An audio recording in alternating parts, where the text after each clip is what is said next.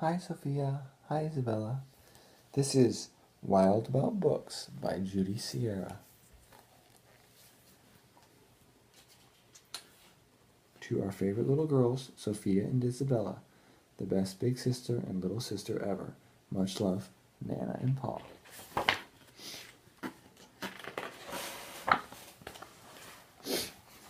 It started in the summer of 2002 when the Springfield librarian, Molly McGrew, by mistake drove her bookmobile into the zoo.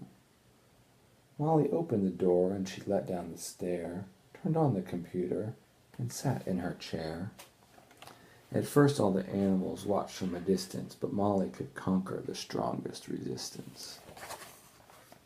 By reading aloud from the good Dr. Seuss, she quickly attracted a mink and a moose, a wombat, an orange, a lemur, a lynx, 8 elephant calves, and a family of skinks.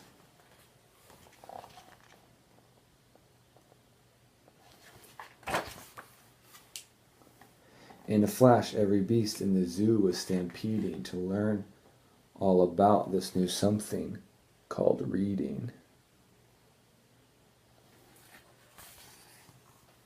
Forsaking their niches, their nests, and their nooks, they went wild, simply wild, about wonderful books, choosing thin books and fat books and cat in the hat books and new books and true books and heaps of how-to books.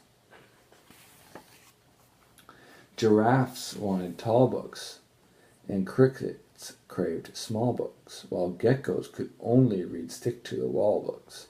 The pandas demanded more books in Chinese. Molly filled their requests, always eager to please. She even found waterproof books for the otter, who never went swimming without Harry Potter. Raccoons read alone, and baboons read in bunches, and llamas read dramas while eating their yunches.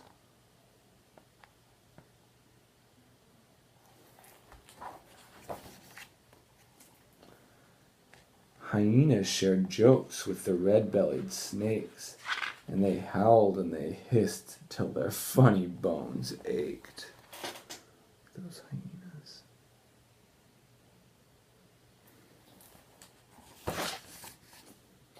A tree kangaroo, who adored Nancy Drew, began solving mysteries right there at the zoo, such as why were the bandicoots' books overdue?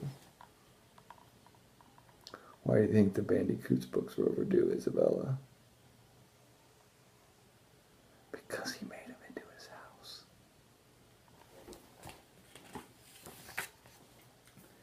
Gently, Molly taught lessons in treating books right, for the boa constrictor squeezed Crichter too tight. Baby bunnies mucked up Goodnight Moon with their paws. Giant termites devoured the Wizard of Oz. And Bear's love of books was completely outrageous. He licked all the pictures right off of the pages. Tasmanian devils found books so exciting that soon they had given up fighting for writing.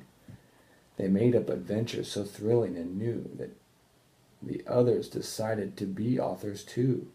Pythons wrote with their tails, penguins wrote with their bills, and porcupines wrote with their very own quills.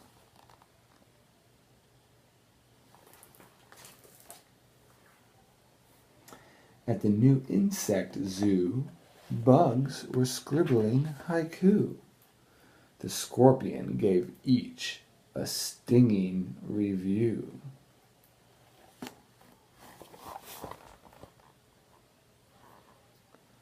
A cannibal twig silently devours a leaf, eating, not eaten. Pretentious.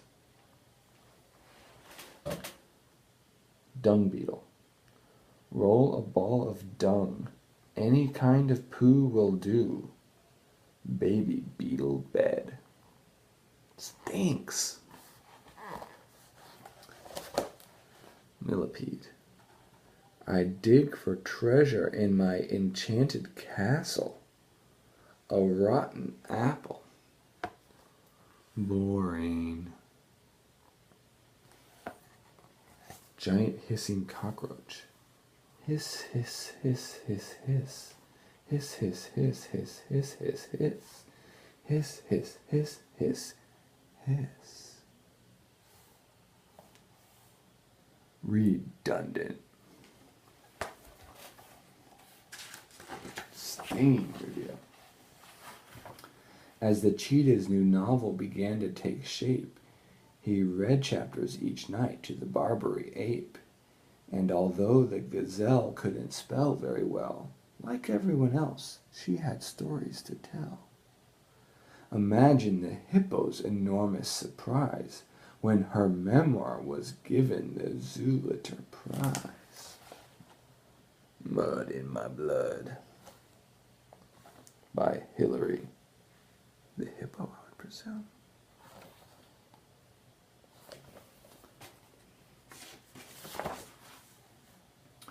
With so many new books, Molly knew what to do. She hired 12 beavers, a stork, and a gnu to build a branch library there at the zoo. The animals cried, "We can do it ourselves. We can check the books out. We can put them on shelves." And they did, and they do, to this very day. 3 cheers for the Zoobrary. Hip, hip, hooray. See the stork?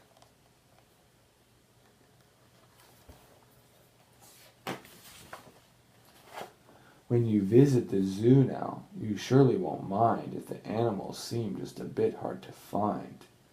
They are snug in their niches, their nests, and their nooks, going wild, simply wild, about wonderful books.